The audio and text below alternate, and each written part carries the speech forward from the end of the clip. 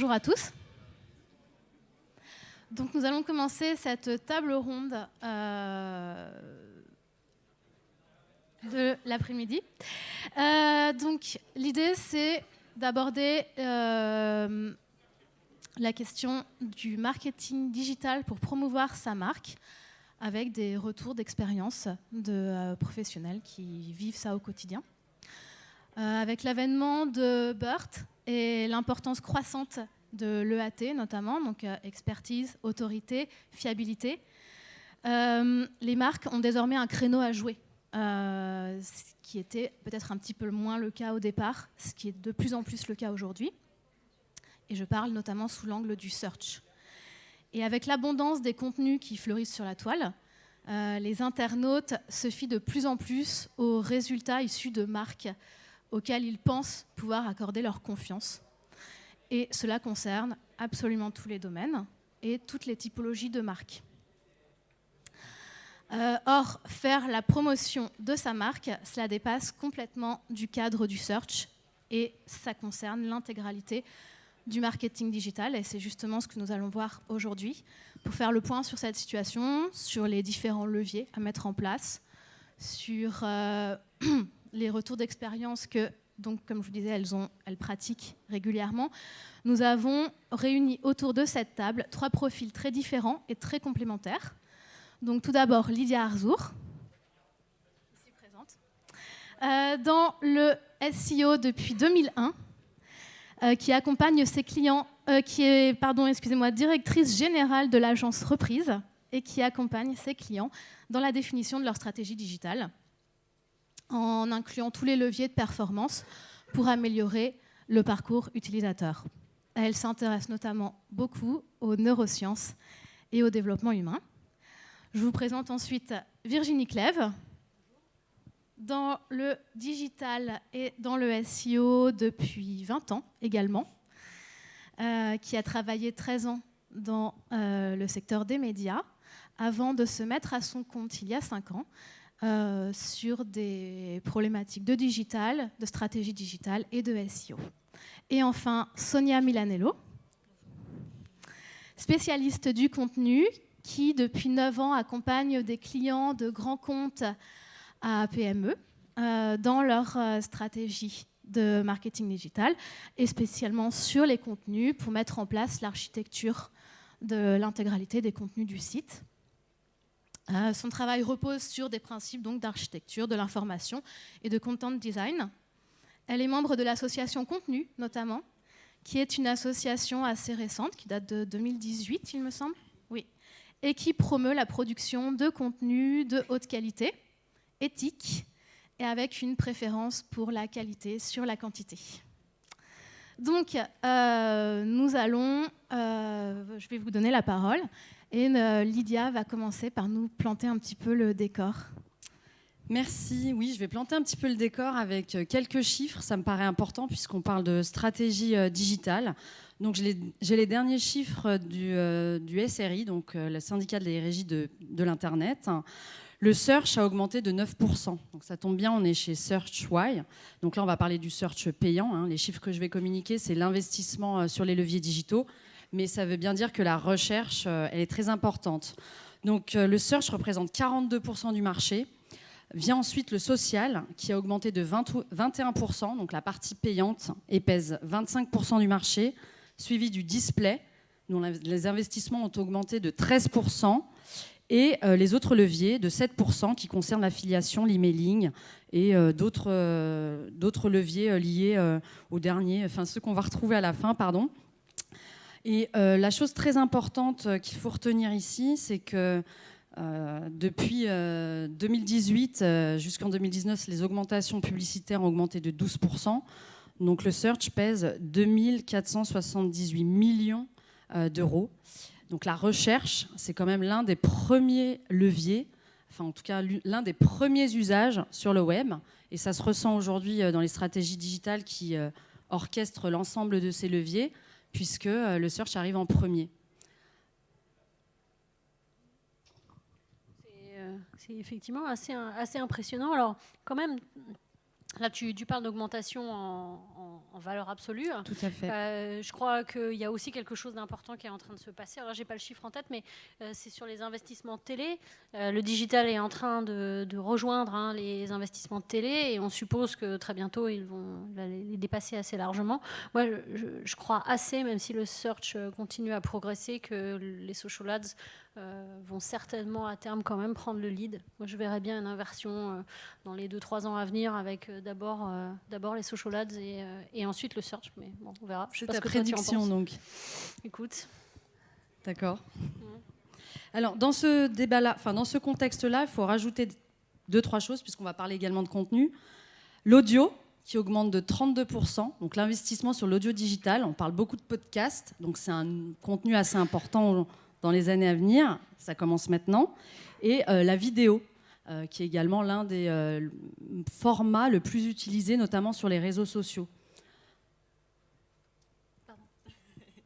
Oui, et donc du coup, au niveau du contenu, maintenant, même le contenu hors marque, au niveau global, sur tous ces leviers, c'est vraiment le qualitatif en fait qui est nécessaire. Donc maintenant, juste avoir un discours de marque, ça suffit largement pas. Ça fait déjà quelques temps que c'est comme ça, mais là, c'est de plus en plus important de penser à ça. Et au niveau aussi, surtout du contenu informationnel. Donc des fois, on va complètement se détacher de la marque pour vraiment fournir du contenu à forte valeur ajoutée. Et complètement déconnecté de la marque. Et ça c'est vraiment important, même à tous les niveaux des leviers, que ce soit même aussi sur le social, la vidéo, etc. Voilà, si on ne parle plus juste de sa marque, on va au-delà de ça. Ouais, c'est vraiment payant comme en naturel d'ailleurs, hein, effectivement. On est dans ce mix-là du contenu qui soit bon, qu'il soit textuel, vidéo, sonore, image, avec un mix de contenu, on va dire relativement promotionnel ou en tout cas centré sur les produits. Et puis, je dirais au moins 2 tiers, 1 tiers, sinon 80-20 de contenu à valeur ajoutée qui ne soit pas directement associé à la marque, mais qui apporte une information la plus précise et intéressante possible pour l'internaute. Et alors concrètement, aujourd'hui, pour une marque qui veut mettre en place sa stratégie de marketing digital, comment on commence et par quelles étapes on va commencer? Virginie. Ça me rappelle une discussion que j'ai eue justement hier dans une autre table ronde sur le podcast, où justement je disais une chose qui a l'air évidente, mais enfin, il y a beaucoup de journalistes dans la salle, de producteurs de podcasts pour qui ça n'avait pas l'air si évident que ça. Le bon contenu, c'est indispensable, quel qu'il soit, hein, textuel, photo, vidéo, mais je pense qu'aujourd'hui, ce n'est plus possible de se dire d'abord, j'ai un bon contenu, je vais commencer à développer une communauté autour, et puis après, on verra, et puis ensuite, je mettrai du marketing, et puis pour les budgets payants, on verra plus tard. Je pense que c'est une erreur énorme. Je pense qu'il faut envisager tout en amont, c'est-à-dire envisager le produit et sa promotion en même temps, de concert. Ça fait des années qu'on le dit d'ailleurs pour le SEO, hein, que le SEO, c'est pas le truc auquel on pense une fois que les maquettes sont validées, hein, que ça se pense dès la première ligne du cahier des charges. En fait, c'est sans doute vrai pour le marketing au sens large. Alors, c'est en fait le grand retour du marketing à l'ancienne. Il y a une espèce de paradoxe, c'est que les gens qui ont fait des écoles de commerce ont souvent une formation en digital nulle. Hein. Il y a encore beaucoup d'écoles de commerce parmi les plus grandes qui n'ont aucun cours en digital. Eux, ils savent faire du marketing classique avec toutes les méthodes qui ont vraiment fait leurs preuves. Et ceux qui savent faire du marketing digital, en fait, n'ont pas les bases du marketing classique. Donc, en fait, il y a une dichotomie vraiment, vraiment assez forte. Et aujourd'hui, qu'on est dans un monde plus mature, en réalité, les gens qui font du marketing digital auraient besoin de ces compétences en marketing classique. Qu'est-ce que c'est exactement ?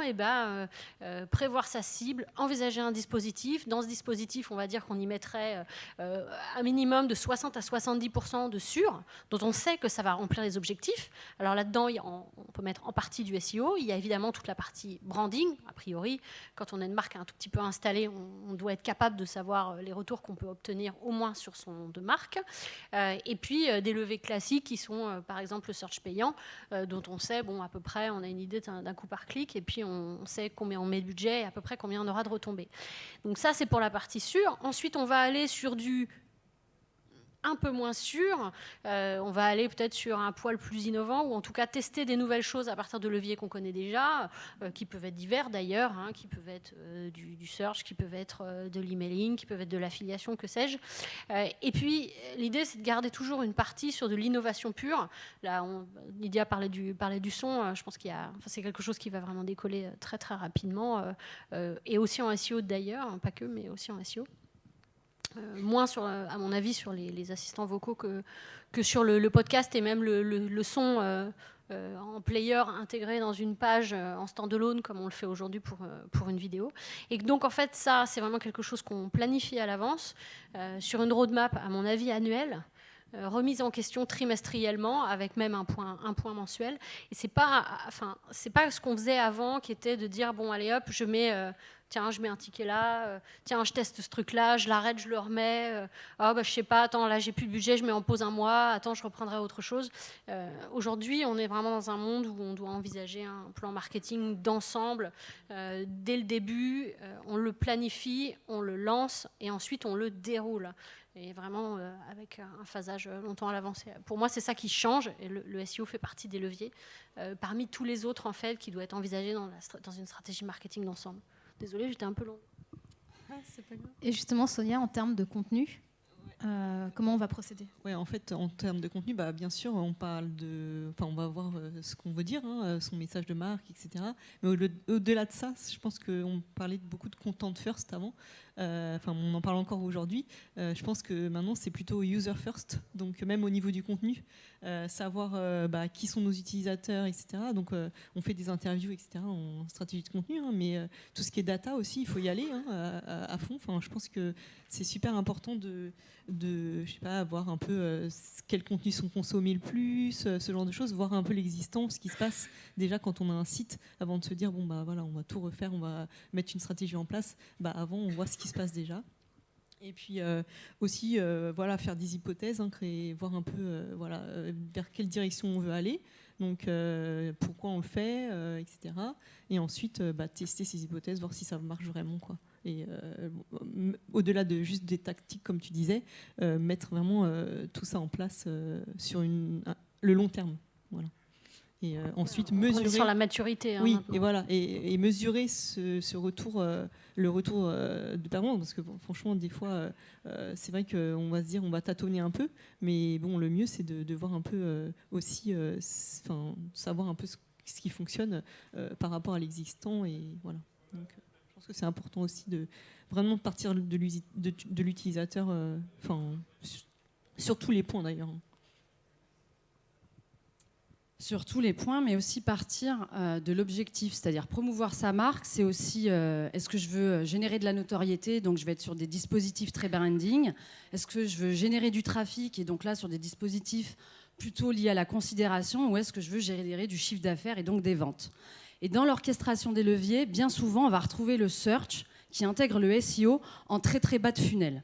Et en plus en bas du funnel, on va même retrouver Amazon. Moi, je crois qu'on est capable de toucher avec l'ensemble de leviers, l'ensemble du customer journey. Et dans le customer journey, on dit qu'il n'est pas linéaire. Pour moi, je pense que c'est la guerre des étoiles. C'est-à-dire que l'internaute, il est capable d'être targeté par une publicité, aller sur Google, retourner sur Instagram, être retargeté. Donc, ça devient de plus en plus complexe. Et mettre en place une stratégie digitale, c'est aussi attribuer une allocation budgétaire qui va pouvoir toucher la bonne personne. Et via le search ou le SEO, on peut produire des contenus très haut de funnel que l'on va distribuer, qui vont nous permettre de générer du trafic, mais aussi générer du contact. Et en bas de funnel, on va plutôt être sur de l'optimisation en pur et dur, de la conversion. Comme je travaille dans un groupe média, effectivement, j'arrive souvent en bas de funnel, alors que le haut du funnel est beaucoup alimenté par les médias offline. Donc, tu parlais de la diminution de l'investissement publicitaire. La complémentarité entre le off et le on est réelle. Et dans ce customer journey, on est des individus dans la vie, on n'est pas que des individus sur le digital. On est touché par des messages. Et ça se retrouve dans les leviers qu'on active et les pics que l'on peut constater sur le search ou sur le SEO quand il se passe quelque chose de très important par rapport à une communication de marque. Mais ce que tu dis, c'est aussi lié au fait qu'aujourd'hui, dans la palette des compétences nécessaires au directeur marketing, s'il y en a une qui est manquante chez la majorité d'entre eux, ça reste le SEO. Et malheureusement, et je pense qu'on a tous une responsabilité collective, hein, plus ou moins grande, dans en fait, le fait que ces disciplines restent une discipline technique ou considérée comme telle, voire de la bidouille, limite un truc de développeur, alors qu'en réalité, il y a ces trois piliers. Il y a ce pilier vraiment contenu, il y a ce pilier vraiment très marketing, conversion, et puis il y a ce pilier vraiment technique. Et c'est pour ça que ce que tu décris là, c'est lié en fait à une situation qu'on a depuis toujours. En fait, on n'arrive pas encore à parler souvent de SEO stratégique. Et c'est pour ça que j'entamais en disant qu'il faut envisager ça dans une stratégie globale dès le début. Tu disais il y a trois choses que l'on veut promouvoir. Il y a la marque, il y a la conversion, etc. Et donc, pour moi, on est face à cette problématique du SEO qui est finalement mis à part de l'ensemble des autres canaux marketing encore aujourd'hui. Mis à part parce que complexe et parce qu'on n'a pas d'estimation. Dans les chiffres que je vous ai communiqués, c'est des chiffres d'investissement. Aujourd'hui, quel est l'investissement de l'ensemble des annonceurs sur le SEO pour se rendre compte de combien cela représente? Je pense que ça, c'est une chose qu'on n'aura pas. Pour autant... Très peu par rapport aux AdWords. Voilà, mais quand même, ce qui est important de retenir, c'est la notion de recherche. 4 internautes sur 5 passent par un moteur de recherche. Google, c'est 95% du trafic. Donc autant vous dire que je m'interroge sur le dernier, je ne sais pas où il est. Donc ça veut bien dire que sur même les dispositifs display, où on va retrouver des éditeurs qui publient du contenu sur lesquels ils vont vendre de la publicité, que ce soit native ou vidéo, ont besoin de compétences SEO, ont besoin de créer des contenus peut-être moins en volume, plus en qualité. Tu parles que des moteurs de recherche, mais en réalité, il y a Amazon, qui est quand même devenu, et de très loin, le premier moteur de recherche de produits, où là, on a vraiment cette interpénétration. D'ailleurs, c'est peut-être quelque chose qui fera évoluer la donne, parce qu'en fait, quand on veut vraiment faire l'optimisation sur Amazon, on doit allier à la fois le SEO et les investissements publicitaires, hein. On a beaucoup glosé sur le fait que peut-être que si j'achetais plus d'AdWords, je serais mieux classé dans Google. Bon, moi, j'ai jamais vu personne le prouver jusqu'à aujourd'hui. En revanche, sur Amazon, c'est très net. Donc peut-être que ça sera ça qui permettra à l'ensemble du marché d'envisager peut-être le SEO un peu plus haut dans la proposition stratégique que ce n'est le cas aujourd'hui. Et puis, moteur de recherche, on parlait de l'audio. Aujourd'hui, les moteurs de recherche des stores, Google Play, Google Podcast, Apple Podcast, etc., ça reste du search. Aujourd'hui, c'est des problématiques qui sont souvent assez non adressées. On commence à voir l'émergence, comme tu disais, de la publicité en audio. Et en revanche, on voit encore assez peu de travail de fond fait en organique sur la visibilité des contenus audio. Curieusement. D'où la nécessité d'une stratégie globale. Stratégie globale qui dit aussi rationalisation des investissements. On parle un peu de retour d'expérience. Donc, pour exemple, une compagnie aérienne qui veut se faire connaître, donc j'ai quelques chiffres, comment elle avait une contrainte budgétaire. Elle dit, voilà, je veux me faire connaître, je veux générer du trafic. On lui a fait quelques estimations sur 3 intérêts, par exemple sur Facebook, hein, pour rationaliser. On peut le faire pareil avec le search, mais je ne peux pas trop communiquer les chiffres. Mais sur des intérêts destination, voyage, et on peut rajouter aussi les compétiteurs pour toucher les audiences, il faudrait qu'elle investisse 27 millions en display pour toucher tous les individus qui sont intéressés par la destination, le voyage, et 7 millions en social. Et quand l'annonceur a 1 million d'euros de budget, qu'est-ce qu'on va privilégier ? Donc moi, je suis partante aussi de rationaliser davantage les investissements et de ne pas dire, bon, j'ai besoin de notoriété, donc je vais investir en haut de funnel. Et puis, j'ai besoin de considération, donc je vais faire un peu de display, je vais générer du trafic. Et puis le reste, je vais le mettre sur le search, parce que c'est important, voire au même niveau. Et puis le reste, le SEO.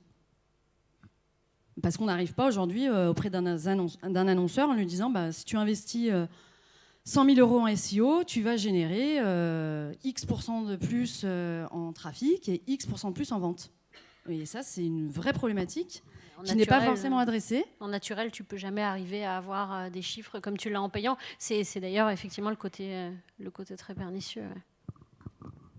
Et justement, Sonia, en termes de contenu, comment les marques abordent plutôt aujourd'hui, en termes de contenu, c'est pas comme je disais tout à l'heure, c'est plutôt s'intéresser à l'utilisateur, hein, comme à tous les stades du parcours de l'utilisateur. Aussi, c'est ce qu'on oublie souvent, moi ce que j'ai vu selon mes retours d'expérience, c'est qu'on oublie un peu le mobile, parce qu'on se dit oui, mais mes utilisateurs, en fait, ça le prouve. Quand on regarde Analytics, ils sont beaux, ça dépend des entreprises, mais souvent les entreprises qui se disent ok, mes utilisateurs, même sur Analytics, je vois qu'ils sont fortement sur desktop. Et pas trop sur mobile, donc le mobile, on a mis moins de contenu. Non, ça, faut pas. Aujourd'hui, c'est mobile et faut que la qualité, elle soit aussi d'ailleurs directement sur le mobile. Donc arrêtez de faire des coupes dans le contenu sur le mobile, même quand on fait du paid ou du SEO, hein, surtout. Aussi tout ce qui tout ce qu'on parlait de l'éthique et la quête de sens, c'est aussi comme tu le disais tout à l'heure Virginie, c'est vraiment faire une stratégie sur le long terme et pas se dire allez on va tester ça et on va faire 10 pages sur ça parce qu'on s'est dit qu'on devait remonter là-dessus. Non, c'est vraiment penser d'une stratégie globale, même quitte à même revoir l'arborescence du site ou ce genre de choses pour parler que du SEO, je veux dire, c'est vraiment important de se dire, ok, sur le long terme, qu'est-ce qu'on va changer et qu'est-ce qu'on va activer comme levier. Et aussi, vraiment, au niveau du contenu, c'est voir un peu le contenu co-construit, en fait, avec les équipes, quand on est SEO, avec les équipes qui font de la stratégie de contenu, etc. Enfin, vraiment essayer de voir, de valider ensemble le contenu, se dire, c'est souvent difficile parce qu'il y a souvent aussi du politique, mais c'est vraiment co-construire, même valider aussi avec les UX. C'est vraiment faire tout ce cercle aussi au niveau de l'entreprise en interne, quand on a vraiment tous les aspects de l'utilisateur, et c'est besoin réel en fait, quand on a pris ça en compte. Alors, merci beaucoup. Il nous reste 5 minutes. Donc pour finir, en fait, je pense que ce serait intéressant d'aborder les pistes d'avenir pour les marques qui souhaitent avoir une stratégie de marketing globale qui soit cohérente, efficace et qui leur serve à quelque chose sans jeter de l'argent par les fenêtres. On est au tout début de l'année 2020. Donc pour l'année à venir et puis pour la décennie à venir, puisqu'on est aussi au début d'une décennie, quelles sont à votre avis les pistes prioritaires à mettre en place? Sonia? En fait, c'est un peu ce que je viens de dire. Je pense c'est vraiment les pistes prioritaires, c'est vraiment réfléchir avant de faire, avant de vraiment se poser des bonnes questions. On ne sait pas souvent lesquelles sont les bonnes questions, quelles bonnes questions à se poser, mais oui, vraiment se poser les bonnes questions en équipe. Je veux dire, là on parle souvent d'agile, mais là c'est vraiment dans ce sens, être un peu avec le SEO, le contenu, tout ce qui est l'équipe paid, parce qu'il y a des impacts aussi. Ils utilisent aussi des mots-clés qui sont utilisés dans le SEO. C'est vraiment se mettre, accorder son violon aussi. Et donc c'est vraiment pour aller vers plus de quête, une quête de sens pour l'utilisateur, vraiment. Moi, je dirais que, quelle que soit sa spécialité, donc même si on est 100% agence SEO ou agence SIA, je dirais que dans un premier temps, c'est la stratégie, c'est d'être informé sur la stratégie globale de la marque par rapport à ses objectifs business, où est-ce qu'elle va investir le plus. Moi, ça me paraît important. Ça va être ses personas, à qui elle s'adresse. Donc, elle a ses data, elle a ses clients, elle a tout un ensemble d'informations qui va nous nourrir. Ses concurrents. Donc ça, c'est sur la partie stratégie. Si je fais l'allégorie par rapport au SEO, pas de SEO sans stratégie SEO. Le deuxième point, c'est ce que j'appelle le flow. L'idée, c'est quel est son flux, en fait, dans ce customer journey, où est-ce que l'internaute se situe, quels sont ses touch points. Donc, quel est vraiment aujourd'hui, quels sont les points de passage obligatoires. Ensuite, c'est l'activation. Qu'est-ce que je choisis? Donc, dans cette activation, on a le search, effectivement, on a le SEO, mais on a le SEO sur les marketplaces. Donc là, je suis vraiment dans la verticale. Et après, c'est effectivement le contenu et donc sa diversité par rapport à sa stratégie initiale. Et enfin, l'amélioration en continu. Donc, créer le meilleur flow possible. Et je parle de flow parce que ça m'évoque, vu qu'on est dans l'univers du search, il y a un peu des mots. Eminem, qui est le seul rappeur au monde à avoir lâché 1645 mots par minute. Donc il faudrait que ce soit comme ça, c'est-à-dire sans interruption. Oui, je suis complètement d'accord avec tout ce qui a été dit. Pour moi, le secret, c'est le mix. Tu disais, voilà, quels sont les objectifs de la marque, comment est-ce que ça se traduit en termes de stratégie digitale d'ensemble, et ensuite on établit la stratégie de chacun des leviers et le poids et le phasage de chacun de ces leviers, sachant que même s'il y a des nouveautés là à venir, et pour moi la première, il y en a deux, il y en a. Voilà. Oui, le podcast, l'audio, évidemment, c'est un peu ma marotte en ce moment. Non, je pense aussi beaucoup pour tout ce qui est e-commerce, évidemment, à Amazon, en tout cas pour ceux qui ont la possibilité de vendre par là. C'est pas nouveau, mais ça devient vraiment extrêmement crucial. Mais vraiment avoir en tête que ce qui arrive, ce qui est nouveau, ce qui est hot, ça doit jamais être plus de 20% de l'ensemble du plan. Et en l'occurrence, on se lance pas dans l'audio parce que c'est in, on se lance dans l'audio parce qu'on a quelque chose à raconter en audio, parce que ça correspond à la stratégie globale que l'on a, et puis parce qu'on a défini des objectifs mesurables pour savoir si ça marche. Merci beaucoup. On aurait pu en discuter pendant encore une bonne demi-heure, je pense, au moins, voire toute l'après-midi, mais voilà. Merci beaucoup à vous. Et puis, bonne suite de Search Why à vous tous.